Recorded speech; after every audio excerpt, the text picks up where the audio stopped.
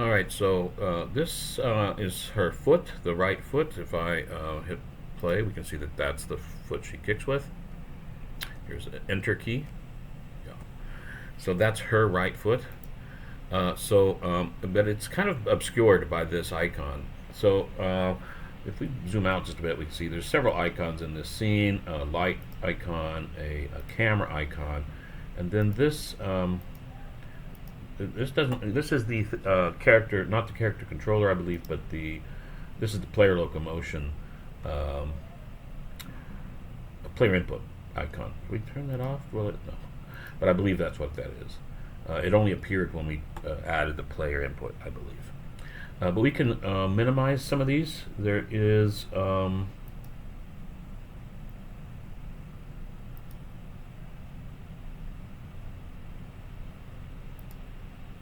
gizmo. Uh,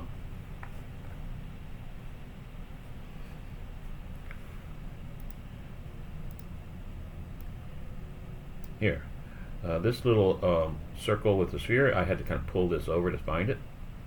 It gets covered up.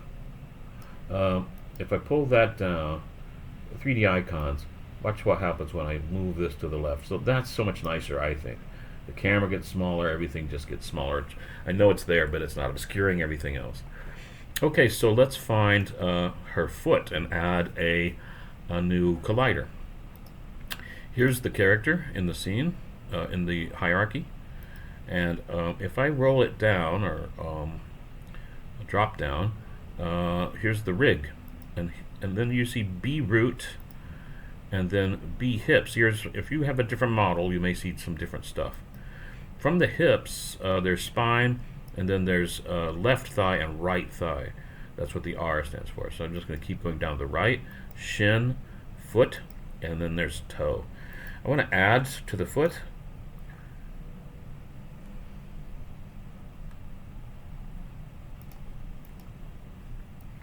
I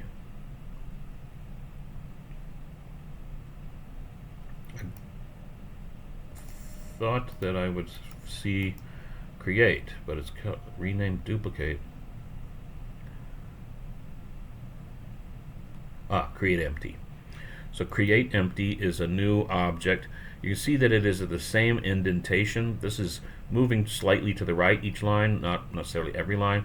That's indentation. And so it says what's the child or the parent. So the hips are the parent of both the spine, the left thigh, and the right thigh.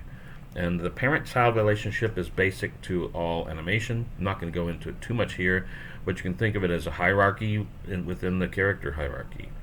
So the hips are the parent of basically the roots, the parent of everything.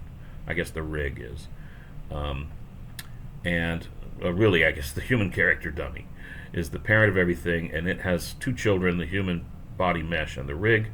And the rig has a child called the B root, and that has a child called hips, and the hips have these three children, and we're going down the right thigh to the shin to the foot, and then it was right click, create empty.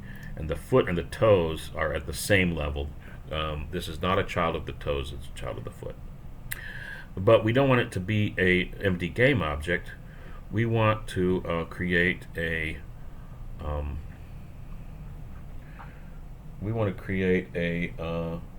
new collider here, and we need to give it a name. Let's give this instead of the default name, we will rename it, and we're going to call this kick hitbox, and that is a lowercase k. Oh, somehow I didn't write kick. There we go. Okay, somehow I did. Let's rename it again. Kick hitbox. So hitbox I'm treating as all one word. This is my camel case practice. Kick hitbox. And we want to make it a collider. We want to add a collider. So that would be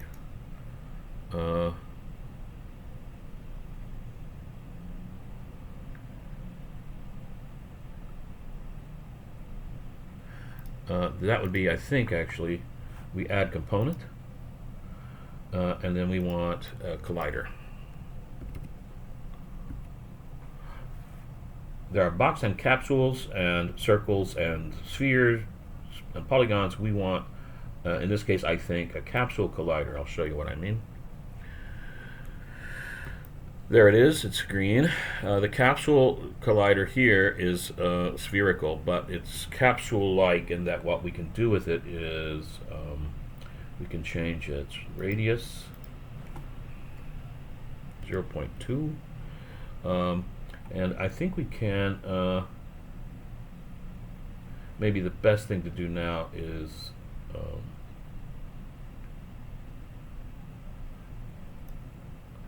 change its scale. So I wanted to make it longer, like a foot, right?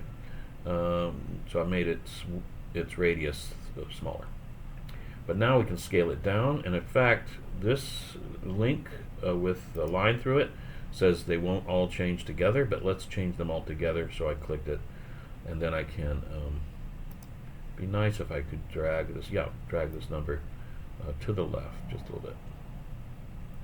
So I can just click on the number or hover over it, move around it until I see those kind of dual arrows like those, and then I can move this around, and I'm scaling all the pieces together.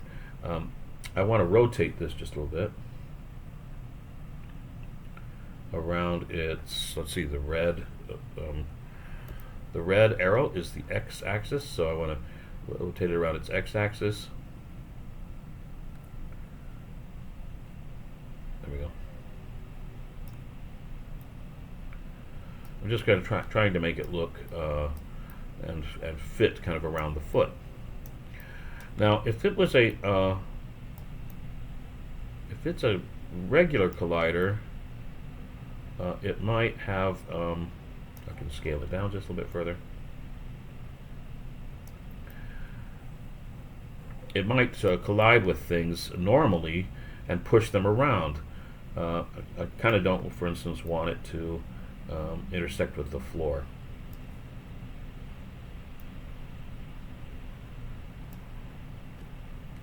And in fact, it would. We can try it out. Let me get a little bit longer. So that would be scale. I'll uncheck this here, and the Z is the blue arrow. So I'm just making it. Oh, no.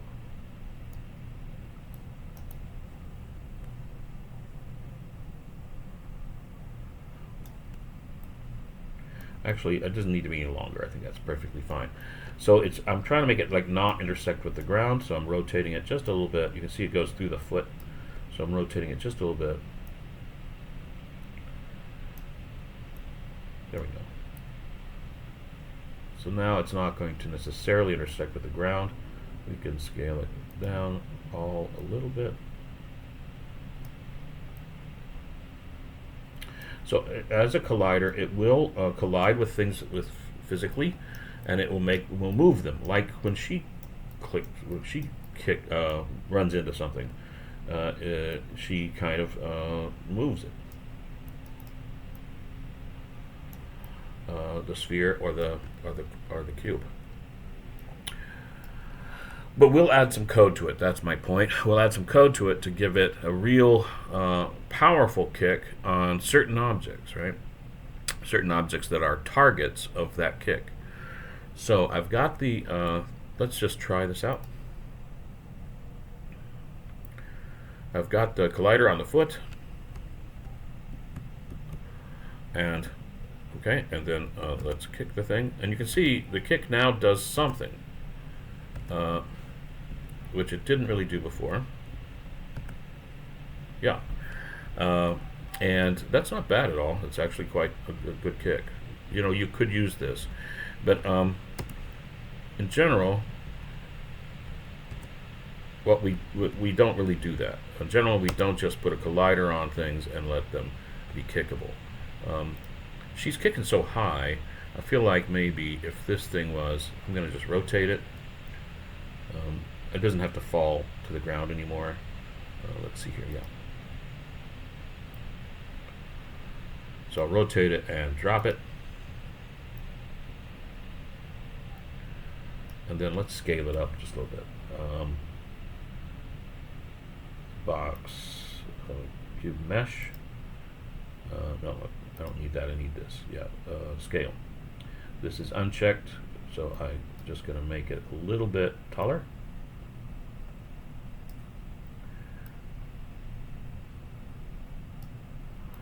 And then actually this doesn't need to fall anymore either. She kicks so high, I'm just giving her more something more to kick. So you can see that's actually not bad. And you can make a game like that with the collider on the foot being the thing that collides with these objects. Now that she just touched it and it goes. But in the game we might want something like more powerful. So I've written some code, so I'm gonna share it with you, and that'll be the next bit.